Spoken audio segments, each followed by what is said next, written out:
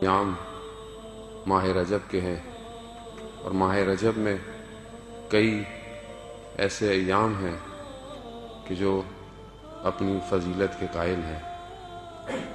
ویسے بھی کوئی بھی دن، کوئی بھی تاریخ ہماری اپنی زندگی سے جب منسوب ہوتی ہے تو یقیناً وہ اپنے کسی بھی واقعے اور اہمیت کی وجہ سے ہم اسے یاد رکھتے ہیں۔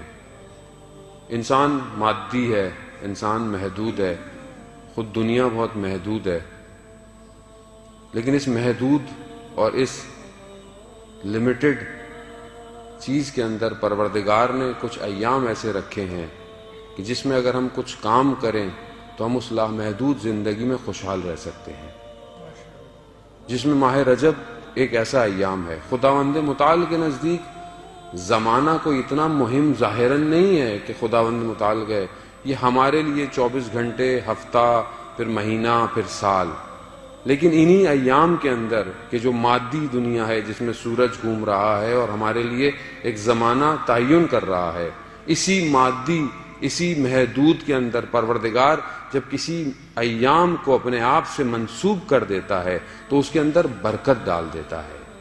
اسی لیے ماہ رجب کو پروردگار نے اپنا مہینہ قرار دیا۔ اب اگر ہم اس سے فائدہ نہیں اٹھائیں گے تو یقیناً ہم باقی چیزوں کی طرح اگر ہم دنیا سے گزر گئے تو روز قیامت حسرت کھائیں گے کہ یہ ایام گزر گئے اور ہم نے اپنی زندگی میں ان کو اہمیت نہیں دی۔ ماہ رجب بھی بالکل ایسی ہے۔ یقیناً آپ نے اس سے پہلے گفتگو سنی ہوگی ایام میں، ظاہر ہے اور بھی آپ کے پروگرام پہلے بھی ہو چکے ہیں، لیکن بہرحال توفیق ہوئی ہے، کچھ دن رہ گئے ہیں تو شاید ہو سکتا ہے کہ ہم کچھ دن بہتر گزار سکیں۔ ماہ رجب عرفا کے نزدیک بہار کا مہینہ ہے۔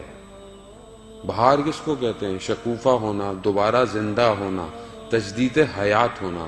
جو چیز مرجھا گئی تھی وہ دوبارہ کھلتی ہے، اس کے اندر زندگی آتی ہے۔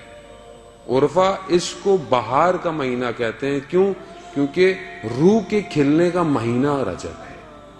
جو لوگ رجب میں محنت کرتے ہیں وہ شعبان میں اس پہ اور محنت کرتے ہیں، نتیجہ ماہ مبارک میں ان کو ملتا ہے۔ عام زندگی میں کیا ہوتا ہے کہ ہم رجب اور شعبان ہمارے لیے بس کچھ ایام ہیں، ہم اس میں پروگرام کر کر گزر جاتے ہیں۔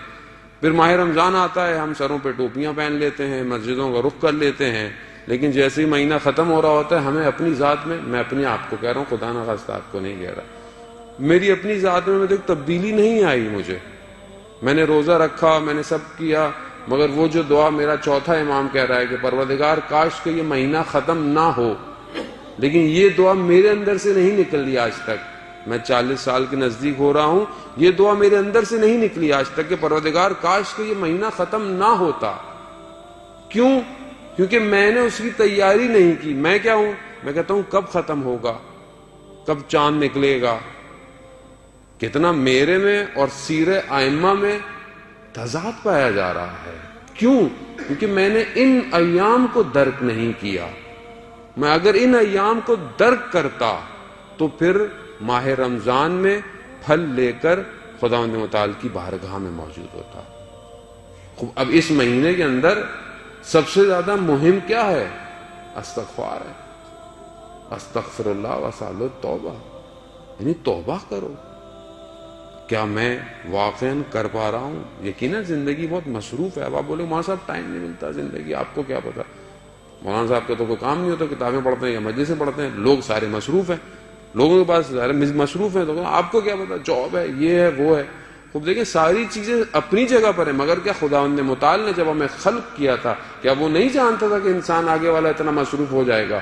تو یہ اتنے سارے جو اس نے ہمارے لیے اعمال بھجوائے اپنے انبیاء کے ذریعے سے، تو کیوں بھجوائے؟ یا تو ہمیں نہیں جانتا تھا، یا تو آپ بولے کہ نہیں پروردگار کو نہیں پتا تھا کہ 21ویں سینچری میں اس فاسٹ سیزن میں رہنے والی جگہ میں ہماری زندگی بہت مشغول ہوگی۔ ایسا نہیں ہے عزیزان محترم، یہ صرف ہم اپنے آپ کو بہانے دے رہے ہیں۔ ہم چاہیں تو اپنی رفتار کو اولیاء کی رفتار کے قریب کر سکتے ہیں۔